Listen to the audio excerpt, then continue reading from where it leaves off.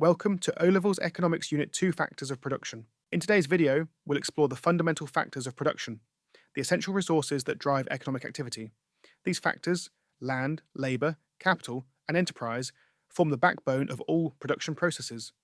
By understanding their roles, mobility, and how their quantity and quality evolve, we can better grasp how economies grow and develop. Let's begin. First, land refers not just to physical terrain, but all natural resources: minerals, water, forests, and even climate. For example, fertile soil supports agriculture, while oil reserves fuel energy production. Next, labour encompasses all human effort, from manual work to skilled professions. The concept of human capital, education, and training enhances workers' productivity.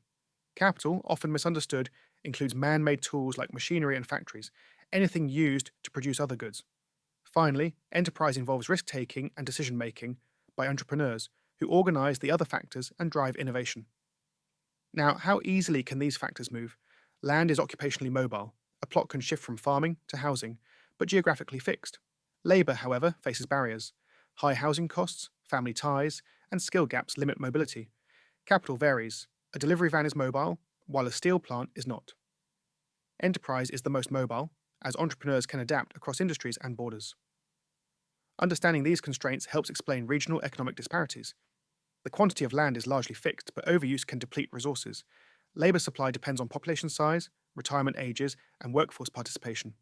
Improved education and healthcare boost labour quality. For capital, investment is key. Gross investment adds new machinery, while depreciation wears it out. Net investment determines growth. Enterprise thrives with education, lower taxes, and experience. Successful entrepreneurs learn from failures. Each factor earns a reward. Land receives rent, labour earns wages, capital gains interest, and enterprise profits from risks. These payments incentivize resource use and underpin income distribution in economies. Thanks for watching.